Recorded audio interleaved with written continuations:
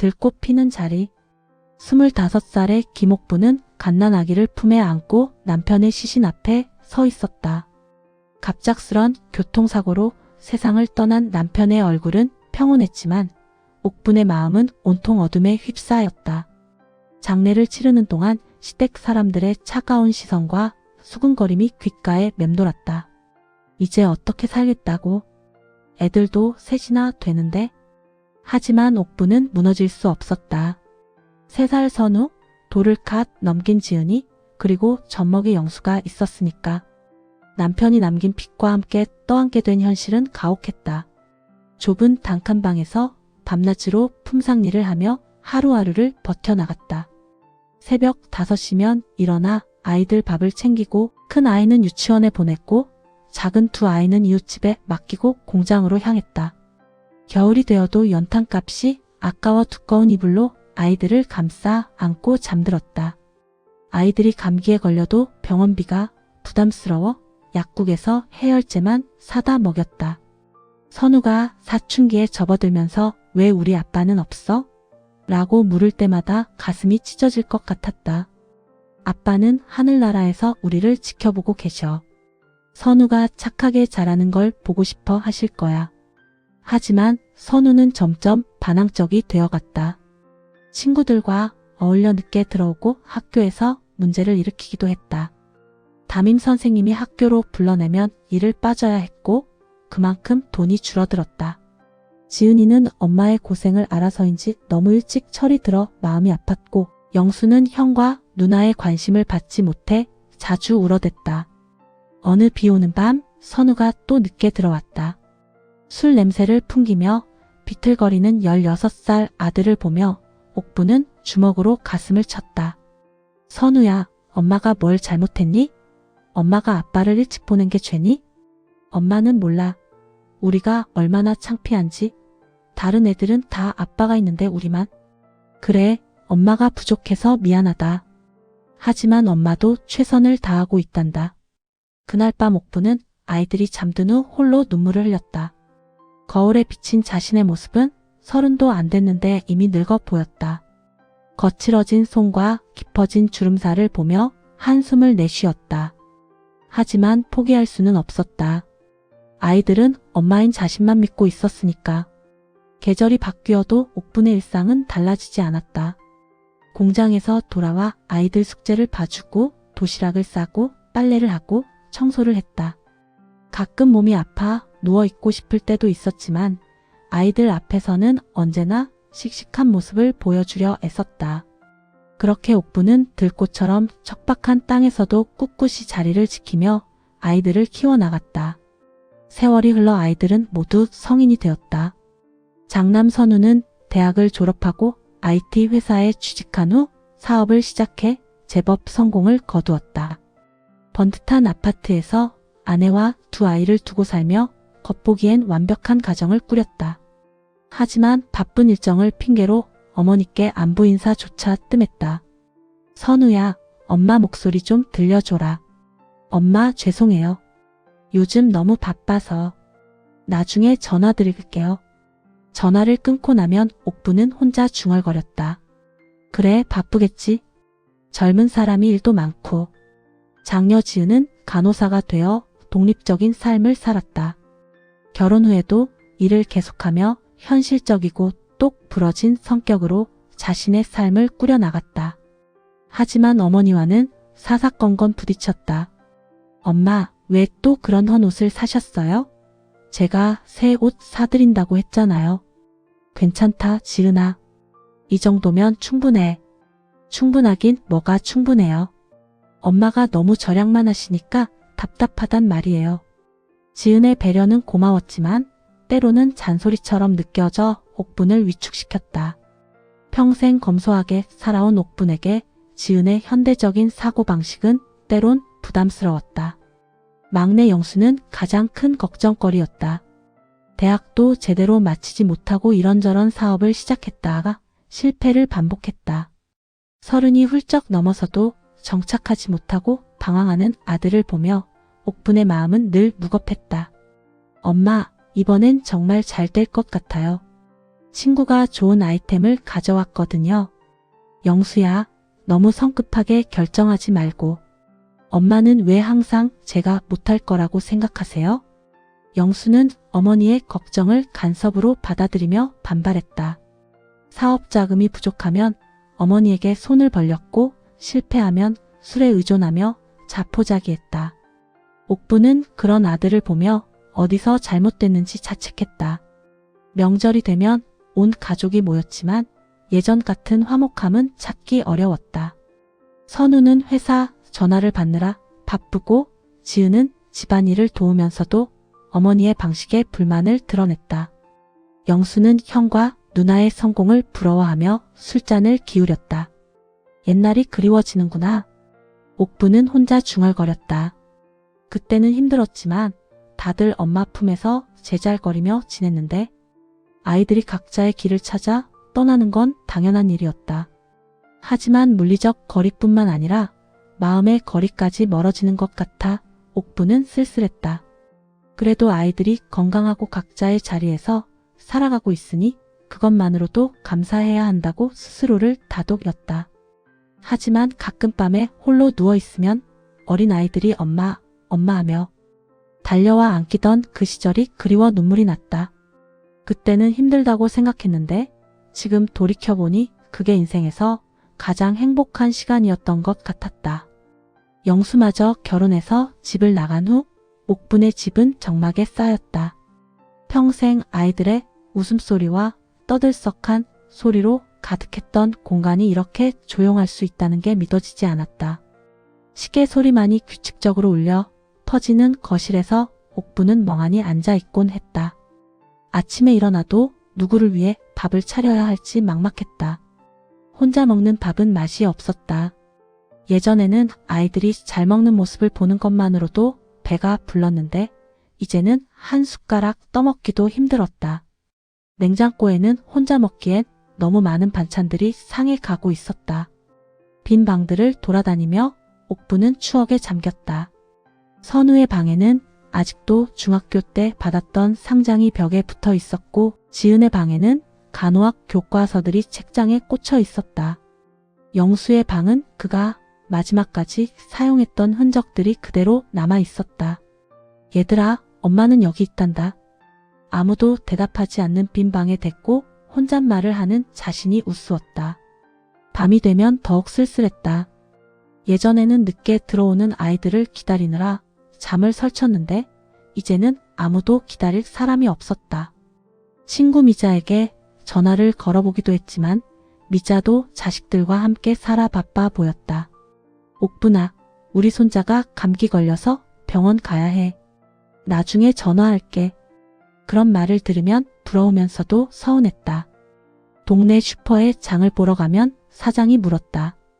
아드님들은 요즘 어떻게 지내세요? 잘 지내요. 다들 바쁘게 살아서. 웃으며 대답했지만 집에 돌아와서는 한숨만 나왔다. 가끔 아이들에게 전화를 걸어봤지만 통화는 길지 않았다. 엄마 괜찮으세요? 저희가 바빠서 자주 못 가뵙지만 괜찮다 얘들아. 너희들 일이 중요하지. 전화를 끊고 나면 더 허울었다. TV를 켜놓아도 재미있는 프로그램이 없었다. 드라마를 보다가도 화목한 가족이 나오면 채널을 돌렸다. 뉴스는 어두운 소식뿐이라 볼 마음이 나지 않았다. 결국 TV를 끄고 다시 조용한 침묵 속에 혼자 남게 되곤 했다. 어느 날 오래된 사진첩을 꺼내 들여다봤다. 남편과 함께 찍은 신혼사진, 아이들이 어릴 때 찍은 가족사진, 생일잔치 사진들. 모든 사진 속에 자신은 웃고 있었다. 힘들었던 시절에도 아이들과 함께였을 때는 웃을 수 있었구나 싶었다. 이제 정말 할 일이 없네. 평생을 오직 아이들을 위해 살아온 옥분에게 아이들 없는 삶은 존재 이유를 잃은 것 같았다. 거울을 보니 어느새 주름이 깊게 패이고 머리카락도 하얗게 새어 있었다. 언제 이렇게 늙었을까? 아이들에게 짐이 되지 않으려고 애써 건강하게 지내려 했지만 마음의 외로움은 감출 수 없었다.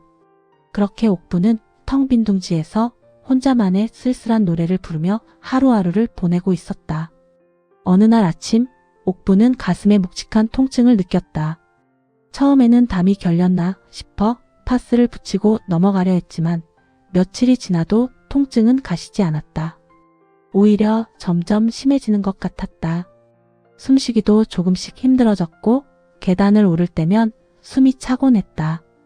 혼자 동네 병원에 갔더니 의사는 큰 병원에서 정밀 검사를 받아보라고 했다. 큰일은 아니겠지만 나이도 있으시니 한번 제대로 보시는 게 좋겠어요. 의사의 말에 옥분의 가슴이 철렁했다. 집에 돌아와 아이들에게 전화를 걸까 하다가 망설였다.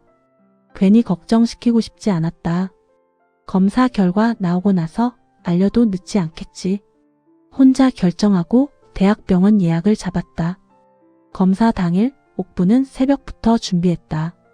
혹시 입원하게 될까와 간단한 짐도 챙겼다. 지하철을 타고 병원에 가는 길이 유독 멀게 느껴졌다. 병원 대기실에서 번호를 기다리며 주변을 둘러봤다. 다른 환자들은 대부분 가족들과 함께 와 있었다. 남편이나 자식들이 옆에서 걱정스러운 얼굴로 돌봐주는 모습이 부러웠다. 김옥부님 들어오세요. 진료실에서 의사는 심각한 표정으로 CT 사진을 보여주었다. 폐에 그림자가 보이네요. 조직 검사를 해봐야겠습니다. 옥부는 고개를 끄덕였지만 무슨 말인지 정확히 이해하지 못했다. 다만 의사의 표정이 밝지 않다는 건 알 수 있었다. 집에 돌아와서야 비로소 현실이 실감났다. 혹시 암인가? 인터넷을 찾아보니 더욱 불안해졌다. 그날 밤 잠이 오지 않았다. 만약 정말 큰 병이라면? 아이들에게 짐이 된다면? 수많은 생각이 머릿속을 맴돌았다. 일주일 후 검사 결과가 나왔다. 다행히 암은 아니었지만 폐렴이 심해서 입원 치료가 필요하다고 했다. 가족분께 연락해서 보호자 동의서를 받아야 하는데요. 간호사의 말에 옥부는 어쩔 수 없이 선우에게 전화를 걸었다. 엄마? 왜 병원에서 전화하세요? 별거 아니야, 선우야. 감기가 좀 심해서. 선우가 급히 달려왔지만 회사 일로 머물 수 없다며 지은에게 연락했다. 지은이 와서 입원 수속을 도와주었지만 그녀 역시 병원 일 때문에 계속 있을 수는 없었다. 영수는 지방 출장 중이라 올 수 없다고 했다. 엄마 죄송해요. 제가 교대 근무라서 매일은 못 봐도. 괜찮다 지은아. 너희들도 할 일 있잖니? 결국 옥부는 대부분의 시간을 병실에서 혼자 보냈다. 같은 병실 환자들은 늘 가족들이 면회를 와서 북적였지만 옥분의 침대 주변은 조용했다. 간병인을 쓸까 생각해봤지만 돈이 아까워 혼자 버텨보기로 했다. 밤이 되면 더욱 외로웠다.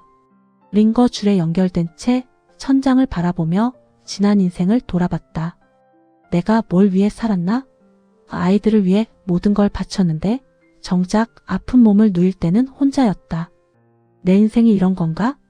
눈물이 베개를 적셨다. 그래도 아이들을 원망할 수는 없었다. 각자의 삶이 있고 바쁘게 살고 있으니까. 옥부는 아픈 가슴을 달래며 스스로를 위로했다. 입원하고 사흘째 되는 날 예상치 못한 방문객이 찾아왔다. 어린 시절부터 함께 자란 친구 미자였다. 동네 슈퍼에서 옥분이 입원했다는 소식을 듣고 달려온 것이다. 옥분아 이 바보야. 왜 아프면서 혼자 끙끙 앓고 있어? 미자야. 오랜 친구를 보자 옥분의 눈에 눈물이 글썽했다. 미자는 옥분의 손을 꼭 잡으며 그동안 못 만난 안부를 물었다. 젊은 시절 함께 꿈을 키우며 수다를 떨었던 그 시절이 어제 일처럼 생생했다. 우리 그때 참 순진했지? 멋진 남자 만나서 행복하게 살겠다고 했는데. 맞아. 너는 그래도 남편 잘 만나서 금슬도 좋고 자식들도 출세했잖아. 미자의 위로에 옥부는 괴로운 마음을 털어놓았다. 자식들이 출세한 게 뭐 소용있어? 엄마가 아파도 제대로 돌봐줄 시간도 없는걸. 미자는 옥분의 등을 토닥이며 들어주었다. 옥분아, 우리도 이제 우리 인생 좀 살자. 아이들 다 키웠으면 됐어. 미자의 말에 옥분은 고개를 갸웃했다. 우리 인생이라니? 이제 늙어서 뭘 하겠어. 늙긴 뭐가 늙어? 아직 70인데. 건강하면 10년은 더 살 수 있어. 퇴원 후 미자는 자주 옥분을 찾아왔다. 함께 동네를 산책하고 카페에 가서 커피도 마셨다. 오랜만에 웃음이 늘어났고 혼자였던 시간들이 덜 외롭게 느껴졌다. 그런데 평온한 일상에 예상치 못한 소식들이 들려왔다. 먼저 선우의 회사가 큰 위기에 처했다는 소식이었다. 주요 거래처가 계약을 파기하면서 자금 흐름에 문제가 생긴 것이다. 엄마, 잠시 돈을 좀 빌려주실 수 있을까요? 평생 처음으로 선우가 어머니에게 돈을 빌리러 왔다. 옥부는 자신이 모아둔 적금을 깨서 선우에게 주었다. 괜찮다, 선우야. 다시 일어설 수 있을 거야. 얼마 후에는 지은에게도 문제가 생겼다. 남편과의 불화가 심해져서 이혼을 고려하고 있다는 것이다. 지은은 어머니에게 와서 눈물을 흘렸다. 엄마, 제가 너무 강하게 살려고만 했나 봐요. 남편이 저한테 지쳤대요. 지은아, 너무 자책하지 마라. 부부간에는 서로 이해하고 맞춰가는 거야. 영수에게는 더 큰 시련이 닥쳤다. 친구와 함께 시작한 사업에서 큰 사기를 당한 것이다. 수천만 원의 빚을 지게 되면서 영수는 완전히 절망에 빠졌다. 엄마, 저는 정말 안 되나 봐요. 뭘 해도 실패만 하고. 영수야, 실패는 누구에게나 있는 거란다. 포기하지 말고 다시 시작하면 돼. 아이들의 시련을 지켜보며 옥분의 마음은 아팠다. 그동안 자신을 소홀히 했던 것도 이해가 되었다. 아이들도 각자의 인생에서 힘든 시기를 보내고 있었던 것이다. 미자는 그런 옥분을 보며 말했다. 자식들 일에 너무 마음 쓰지 마. 그들도 어른이야. 이제 옥분이가 좀 행복할 생각을 해봐. 옥분은 미자의 말을 곱씹어 봤다. 정말 이제 자신의 행복을 생각해봐도 될까? 평생 뒤로 미뤄뒀던 자신만의 시간을 가져봐도 될까?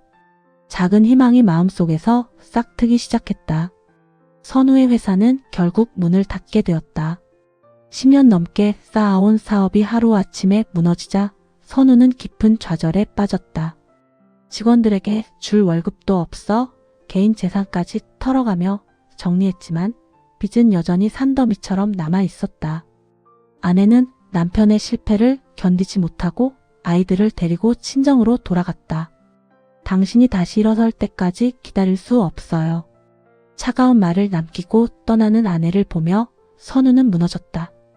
혼자 남은 집에서 술을 마시며 인생을 되돌아보던 선우는 문득 어머니가 떠올랐다. 남편을 잃고 홀로 새 아이를 키우시던 어머니. 얼마나 힘드셨을까? 자신은 어머니의 그 고생을 이해하려 노력이나 했던가? 엄마. 선우는 어머니 집으로 달려갔다. 문을 열어준 어머니를 보자 참았던 눈물이 터져 나왔다. 엄마, 저 완전히 망했어요. 아내도 떠나고 빚만 남았어요. 옥부는 아들의 어깨를 토닥이며 안아주었다. 괜찮다, 선우야. 엄마가 있잖니? 어머니의 품에 안긴 선우는 어린아이처럼 울었다. 그제서야 어머니의 사랑이 얼마나 큰지 깨달았다.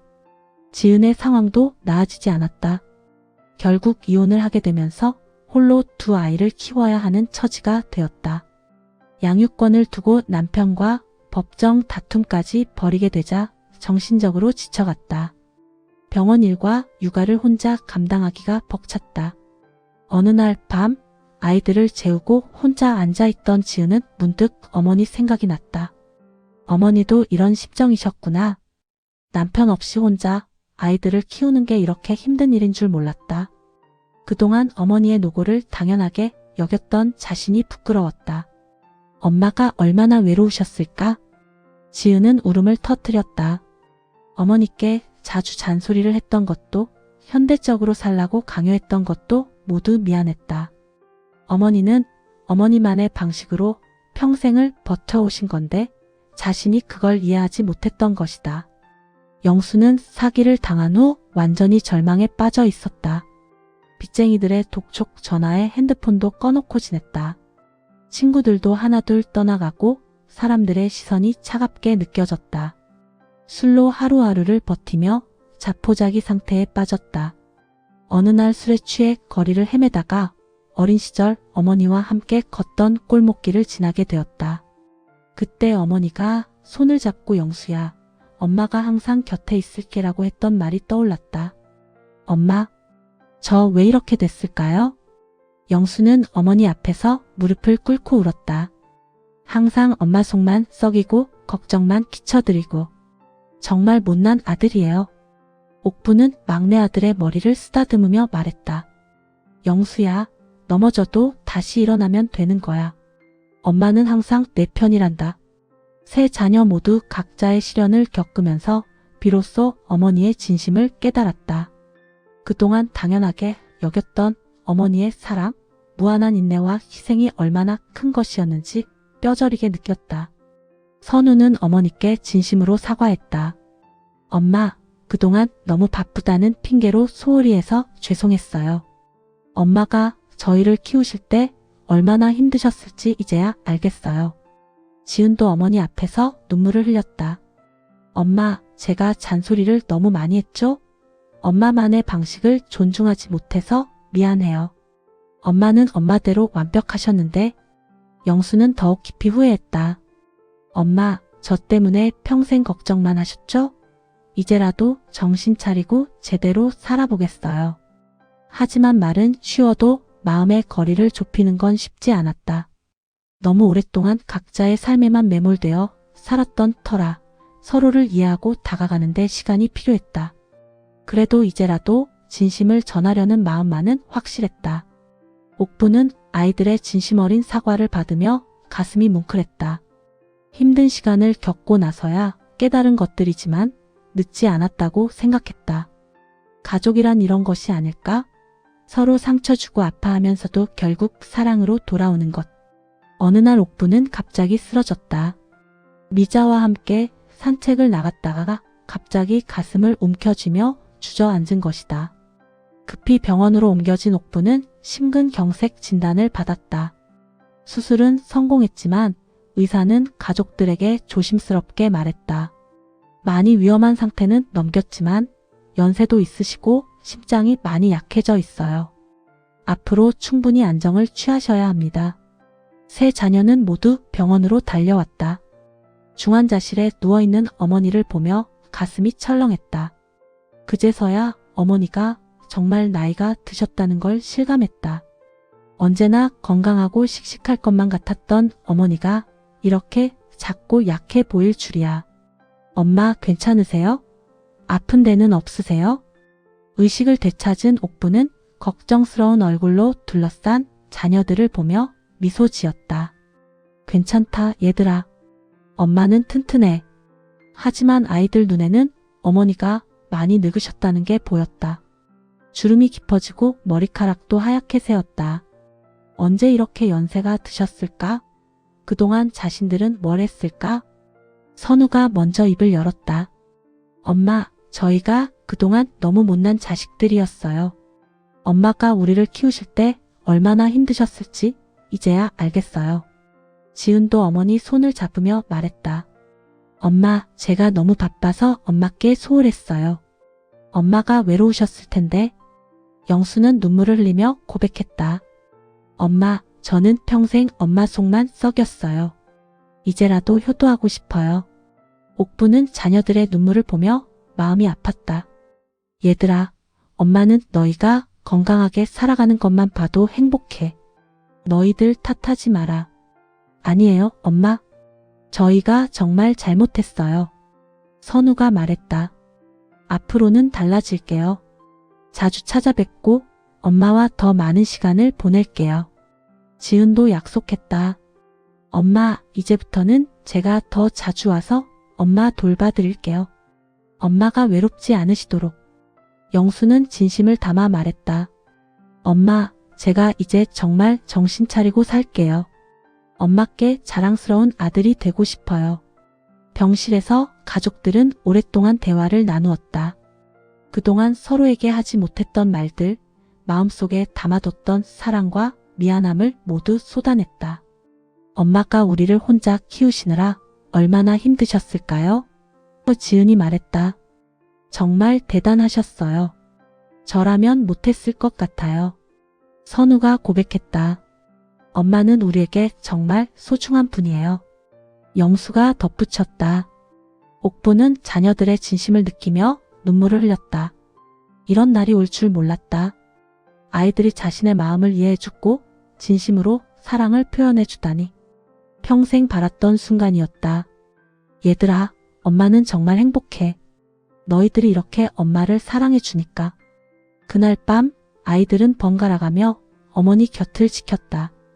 오랜만에 온 가족이 한자리에 모여 진심으로 대화하고 서로를 이해하는 시간을 가졌다. 우리 이제부터 정말 달라져야 해. 선우가 말했다. 맞아. 엄마를 더 소중히 모시자. 지은이 동의했다. 엄마 사랑해요. 영수가 어머니 손에 입을 맞추며 말했다. 푸른 하늘이 병실 창문으로 보이는 아침, 온 가족은 서로를 껴안으며 새로운 시작을 다짐했다. 퇴원 후 옥분의 일상은 완전히 달라졌다. 아이들은 정말로 약속을 지켰다. 선우는 새로운 사업을 시작하면서도 일주일에 2번은 어머니를 찾아뵈었다. 함께 식사를 하고 옛날 이야기를 나누며 그동안 놓쳤던 시간들을 메워나갔다. 지은은 이혼 후 힘든 시기를 보내면서도 어머니께 더욱 의지했다. 아이들을 데리고 자주 외할머니 집에 왔고 옥부는 다시 손자들을 돌보는 기쁨을 느꼈다. 할머니 사랑해요. 손자들의 밝은 웃음소리가 집안을 가득 채웠다. 영수는 가장 크게 변했다. 술을 끊고 작은 카페를 차려 성실하게 일했다. 비록 크지 않은 수입이지만 정직하게 벌어서 어머니께 용돈도 드리고 매일 안부 전화를 드렸다. 엄마, 오늘 하루 어떻게 지내셨어요? 옥부는 이런 변화가 꿈만 같았다. 텅 비었던 집에 다시 웃음소리가 들리고 외로웠던 시간들이 따뜻한 추억으로 바뀌어 갔다. 아이들이 번갈아가며 찾아와 함께 시간을 보내니 하루하루가 즐거웠다. 미자는 그런 옥분을 보며 흐뭇해했다. 옥분아, 이제 정말 행복해 보인다. 자식들이 효자, 효녀로 변했네. 고생 끝에 낙이 온다더니 정말 그런가 봐. 옥분은 환하게 웃었다. 계절이 바뀌어 봄이 오자 온 가족은 함께 나들이를 나갔다. 옥분이 젊은 시절 아이들과 자주 갔던 근교의 작은 공원이었다. 그곳에는 들꽃이 가득 피어 있었다. 엄마, 이 꽃들이 엄마 같아요. 지은이 말했다.